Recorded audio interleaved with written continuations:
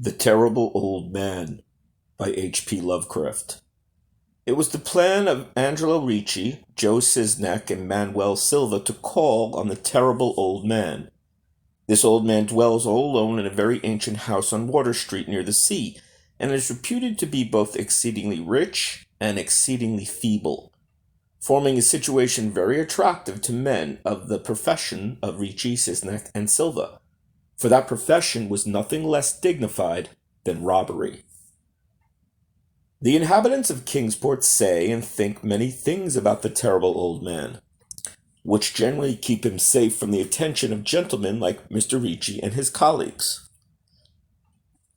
Despite the almost certain fact that he hides a fortune of indefinite magnitude somewhere about his musty and venerable abode. He is in truth a very strange person, believed to have been a captain of East India. The clipper ships in his day, so old that no one can remember when he was young, and so silent that few know his real name. Among the gnarled trees in the front yard of his neglected place, he maintains a strange collection of large stones, oddly grouped and painted so that they resemble the idols in some obscure Eastern temple.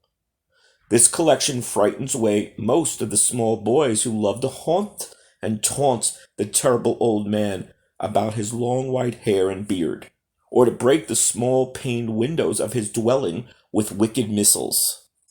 But there are other things to frighten the older and more curious folk, who sometimes steal up to the house to peer in through the dusty panes.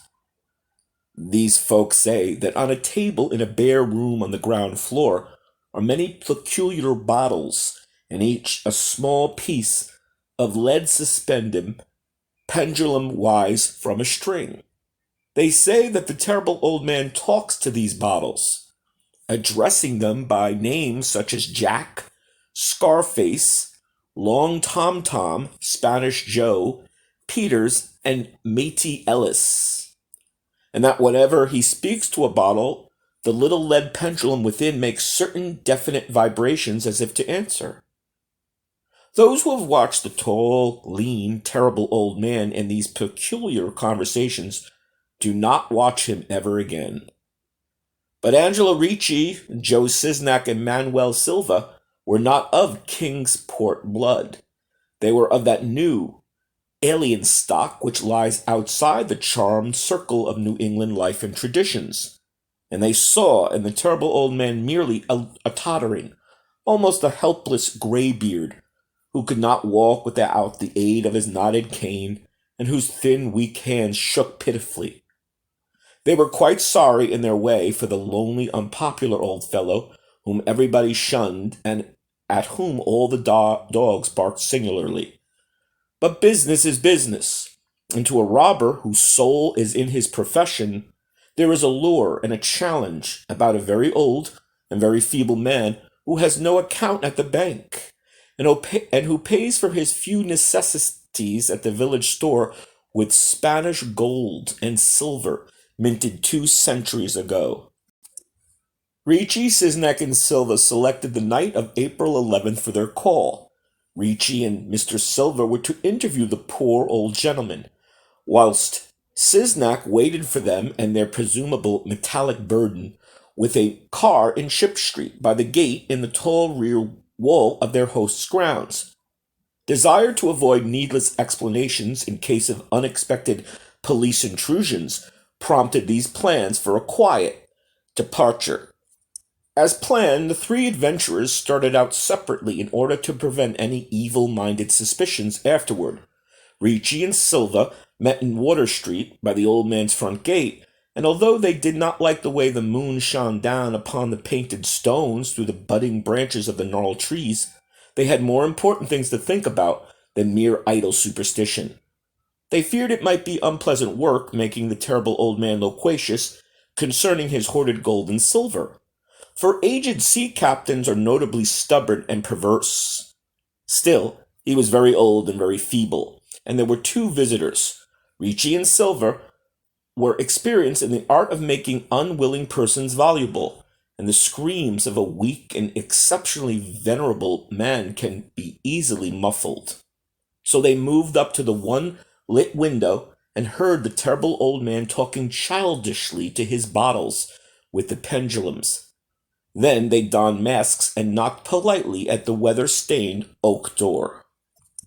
Waiting seemed very long to Mr. Siznak as he fidgeted restlessly in the covered car by the terrible old man's back gate on Ship Street. He was more than ordinarily tender-hearted, and he did not like the hideous screams he had heard in the ancient house just after the hour appointed for the deed.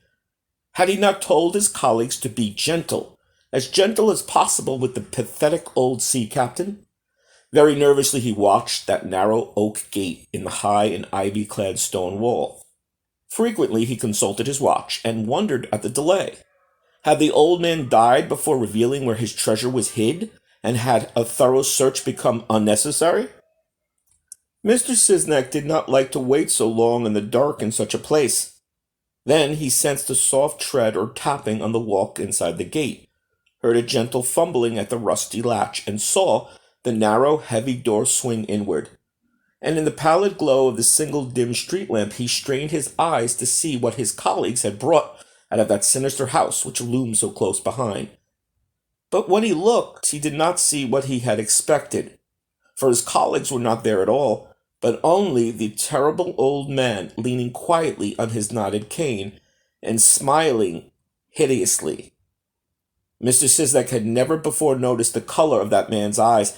Now he saw that they were yellow.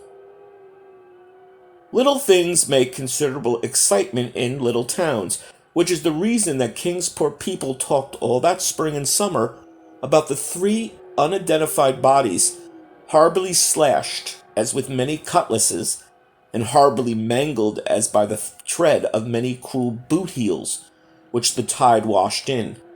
And some people even spoke of things as trivial as the deserted motor car found in Ship Street, or certain especially inhuman cries, probably of a stray animal or migratory bird heard in the night by wakeful citizens. But in this idle village gossip, the terrible old man took no interest at all. He was by nature reserved, and when one is aged and feeble, one's reserve is doubly strong. Besides, so ancient a sea captain must have witnessed scores of things much more stirring in the far-off days of his unremembered youth.